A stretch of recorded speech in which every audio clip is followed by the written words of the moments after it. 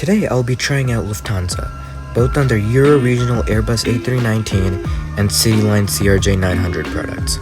I will be sharing my first impressions and experience flying Lufthansa regionally for the first time, so sit back, relax, and enjoy the flight review.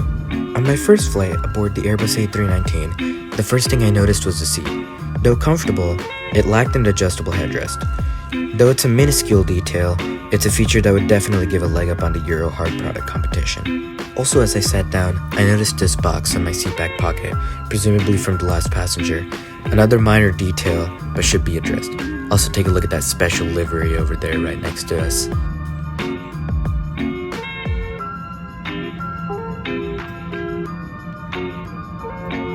One of my favorite parts about the seat is the legroom. It outcompetes most other Euro carriers. And before I knew it, we were pushing back, looking right at this awesome Turkish Airlines EuroLeague A321 livery, which was just a magnificent sight. In just a short taxi after, we were on our roll for takeoff.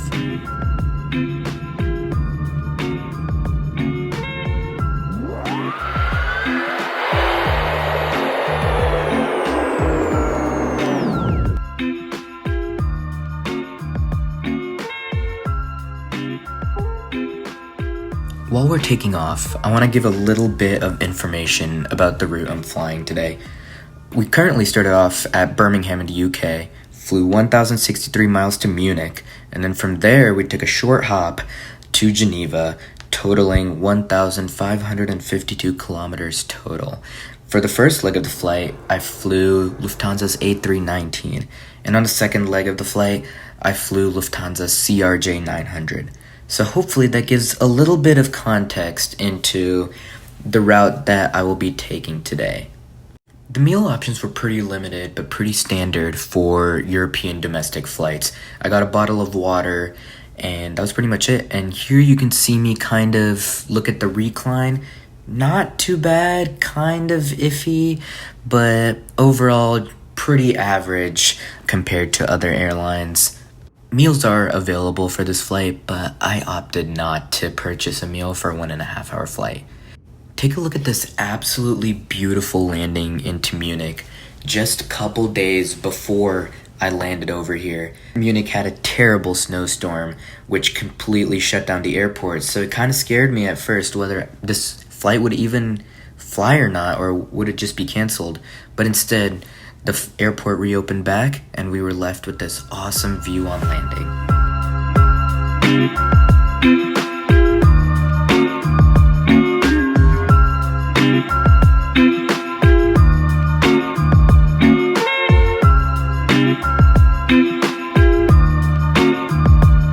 After a quick layover in Munich, it was time for my final flight to Geneva, aboard the CRJ900. Look at this amazing view of the aircraft. Who else likes boarding the plane from the tarmac? Because I sure do.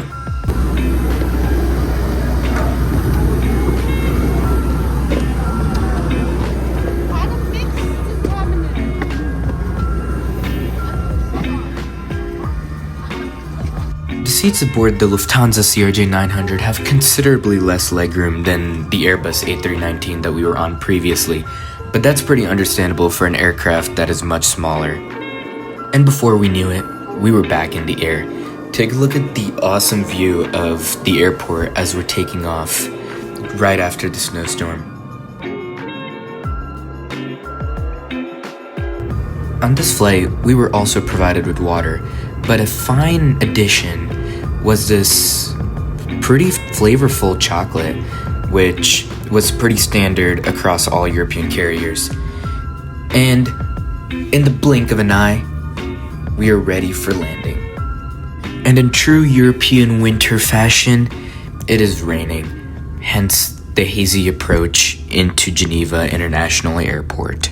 As we're landing, I want to thank you for watching this review of Lufthansa's Euro flight experience. Overall, Lufthansa has truly earned its place as one of Europe's top regional carriers. From reliable service to a consistently standard level of comfort, they deliver a solid experience. The aircraft are relatively clean, and the legroom is better than you'll find on many other European carriers. Though it is still a bit of a letdown that the seatbelt headrests aren't adjustable, that could make a difference on slightly longer flights. Stay tuned as I'll be comparing Lufthansa to another leading European airline, one that I believe could even top Lufthansa. So be sure to subscribe and check back for that video. Let me know in the comments if you've ever flown with Lufthansa on one of their Euro routes and what you thought of your experience.